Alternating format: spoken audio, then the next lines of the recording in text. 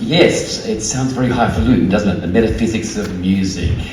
But I'm actually just going to basically tell a couple of anecdotes that kind of shaped me and particularly led to me making a decision in my life which was something I didn't expect. Metaphysics is it's abstract philosophy basically, and it's probably, I kind of relate it more to spirituality in what I'm talking about tonight. And for some people that might be a little bit woo-woo, talking about spirituality. But because I'm an atheist and I don't really believe in conventional religion, but I somehow believe there is a metaphysical realm that we are connected to each other in some abstract way that can't be explained just by physical reality or things we understand, the five senses we have.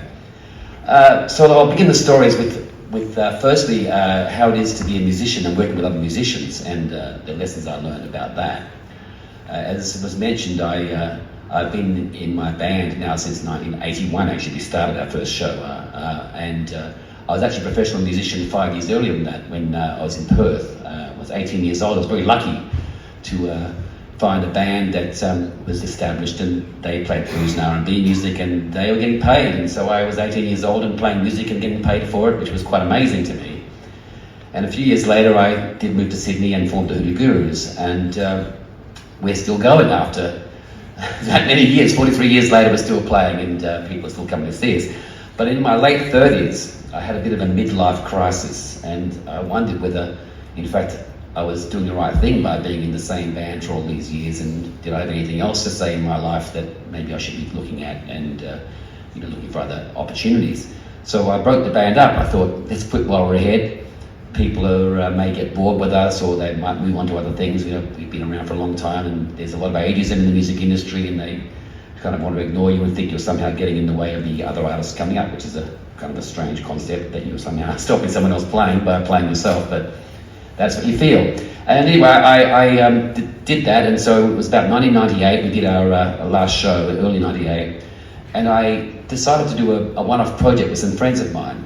Kim Salmon, who is a great musician from Perth, I knew as a teenager, and a couple of younger guys, Stu McCarthy and Justin Frew. They're from an electronica band called Southend. And we decided to do an album together. We was going to basically get into a room and work with equipment and just create music and sound loops and different feels and just write the songs together. Totally from scratch, as Paul Ravowski was talking about, improvisation, just seeing what we come up with. And we did this over a period of better part of a year almost, and a strange thing happened. After about 5 months, we started to notice this like chemical change somehow in the way we related to each other, where it was no longer 4 people contributing ideas and everyone voting on what the best thing was and did that work or not, and you had to kind of figure it out and discuss it. Somehow we seemed to be already of a similar mindset. We would know instantly, without having to discuss things, that was a good idea or that idea would work, and we all liked that, that sound change, that instrument, that little filter, that's exactly correct. Somehow we seemed to have a unanimity of approach, and it was like a new alloy had been formed out of the 4 disparate elements, and that was, they talk about the whole being greater than the sum of its parts. It was like the new identity had been formed, and that was the actual band. The Antenna was the name of the band, we called it the project, and it seemed like Antenna itself was an identity now, and we were just subsets of that rather than the other way around. We didn't create Antenna. Antenna was creating, taking from us what it wanted, and we could only basically pitch ideas and realize when we all saw each other's reaction that we knew that was exactly correct. So it's a strange thing, and I say it was a magical thing really. And a couple of years after that happened, funnily enough, the Hoodoo Gurus were asked to play a big concert. It was called Homebake. It was going for a few years in Sydney, and all the Australian acts around Australia would come to Sydney and play this big show, and it was a big deal. And it wasn't the sort of concert we'd ever been asked to play in our history when we were still going. We had never played The Big Day Out or Splendor in the Grass or Homebake. It was just something we never got offered. We were probably a bit too mainstream in their mind or something, I don't know why, but for whatever reason we were never approached for that. So coming out of the blue, Hoodoo Gurus reformed, play Homebake. It was a challenge. The previous year they'd had Silverchair headlining, and of course Silverchair are wonderful and it was an amazing show, I was there. So we thought this is a bit of a challenge and a bit of a compliment, so let's take it up. And so out of retirement, 4 years, hadn't played together for 4 years, and we never intended to play together again at this point. We did this, and we went to rehearsal. And from the very first moment we started playing together again, it was strange. It was like there was an energy between us that was uncanny. And it was exactly like I noticed with Antenna after that 5 months, where it was no longer the 4 individuals, it was a new creature, this thing, the Hoodoo Gurus, the Antenna. And having grown up in the Hoodoo Gurus, so to speak, you know, from being in it for nearly 20 years when we broke up, I hadn't recognised that at the time, but coming back to it fresh, it was quite a shock. And it felt like we'd just stepped off stage the day before. It was very strange.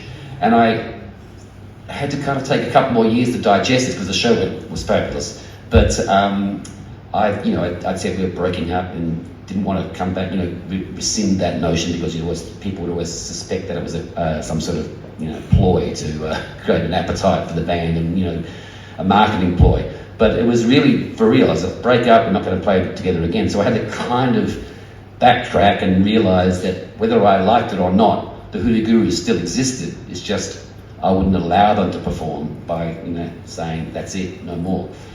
So we did play again, and of course we're still playing today. So that's my first insight that I gained about the spirituality that can happen between musicians. But as far as between the audience and musicians, I learnt that lesson somewhere else. I was in New Orleans at this thing called the New Orleans Jazz and Heritage Festival, which I've been to many times. It's an incredible event. And this particular night was the last finale of one of the days. It's always, there's many stages going simultaneously, and it's always a question as to where you're going to end up your final show of the day. Where will you be? And one of the second last artists was Gladys Knight from Gladys Knight and the Pips. She was performing a solo, and she attracted a lot of fans because she's very loved, and there's a lot of black people live in Louisiana, and they obviously love Gladys, and of course white music fans love Gladys. So for whatever reason, it was the show to be at that day, or it felt like it. And more people gathered. It's an outdoor venue. It's basically a race course, and they have a big stage at both ends and many other stages inside and tents. It's crazy. But this particular large stage was that particular moment. It seemed to be getting a lot of people coming, and it's just filling up, and you're on blankets at first, sitting down and watching the previous artists, and it's all wonderful. Then more people come, and there's less room for your blanket. You're standing on your blanket, and then next thing you know, there's people all around you so tight, it's literally like being sardines. And I had someone this close to me. You could not move, but we're waiting for Gladys, and it's quite hot, but there's about 10,000 people there, jammed in so tight. It should have been incredibly frightening, actually, because as you know, crowd stampedes can happen when someone gets, frightened or scared, or something happens. You can set off some sort of panic reaction, and it can be very frightening. But we weren't thinking that, because we were all there to see Gladys, and we weren't moving, and we just knew that it was going to be a wonderful thing. And it just was literally, you could not scratch yourself without bumping someone else. So Gladys comes on, she starts singing, and it is insane how we're all feeling there. But after a few songs, I forget exactly how many, but it was wonderful. She's an amazing artist, and you just feel her generosity and her incredible warmth. And on top of that, we're all music fans. People from around the world have come to see this show, so we're all very much in the moment.